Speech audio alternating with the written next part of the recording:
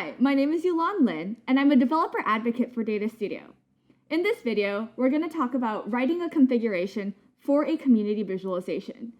Data Studio community visualizations allow you to create custom components that integrate seamlessly with your Data Studio dashboards. So in the configuration, it's a JSON that provides options that show up in the property panel. You have data, style, and interactions, and it's essentially the contract between you and the report editor as to what's possible with this visualization. As I talk about the configuration, pay attention to whether or not brackets are square or whether they're curly, and the different nesting structures. So there's three keys. There's data, style, and interactions. And so for the data key, you have a list of data sections. Each section has an ID, a label which is rendered in the property panel, and different elements. For example, this is a metric element. It has an ID, has a label, which again shows up in the property panel, a type, in this case metric, and options.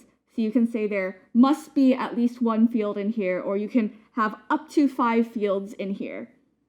And the dimension data element looks relatively similar, has an ID, a label. The type is dimension, but there's one more option, which is supported types. And the 3 enums that are possible here are time, geo, and default. And the supported types key tells Data Studio what kinds of data are possible to put into this data element. Finally, there's the max results data element. You have an ID, you have a label, the type is max elements, or max results, and there's one option, which is max.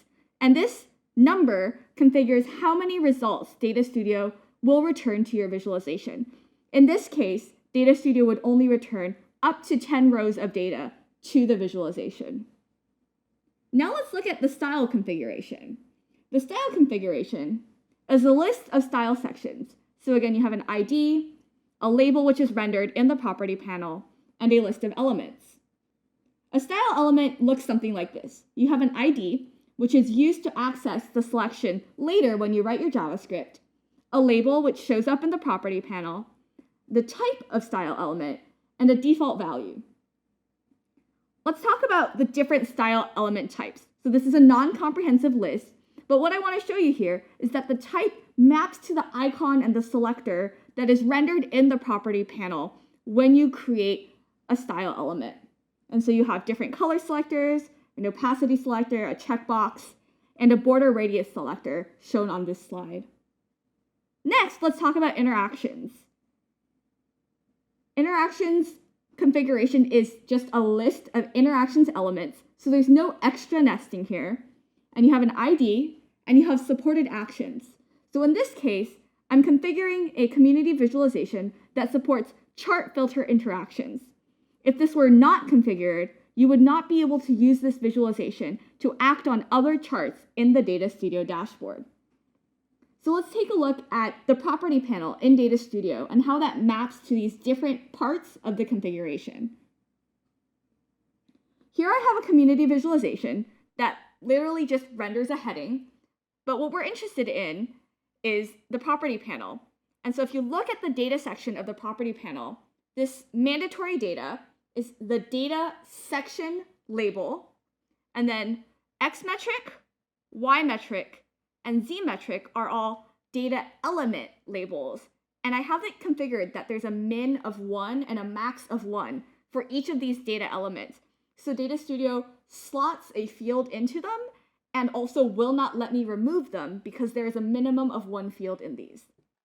If you look at this second section, the section labels optional data, and the data element labels are size metric, color dimension, and date dimension. And they're empty because I don't have a minimum configured in the data configuration. If I click on Add Dimension under Date Dimension, you'll actually note that only time-like fields show up, and that's because I set supported types to time in the configuration. Next thing we'll show is the interactions and this apply filter checkbox. So this checkbox will only show up if you have interactions configured in the interactions section of your community visualization's configuration JSON file. Now let's take a look at style. So similarly to data, you have a style section heading. In this case, it's highlight colors. And then you also have the element labels. And so they're either rendered as text or they show up as tooltips as you hover over different style elements. And you see here different types of style elements. You have a drop-down select, you have a checkbox, this is a fill color selector, and an opacity selector. And here I have a second style section where it's labeled highlight text, and the element labels are font size and font family.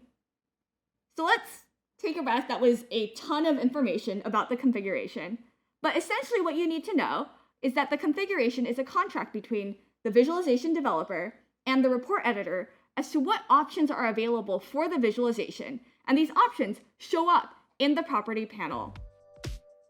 To learn more about Data Studio Community Visualizations, visit our documentation at developers.google.com/datastudio/visualization and connect with us on social media using the hashtag DataStudioDevs.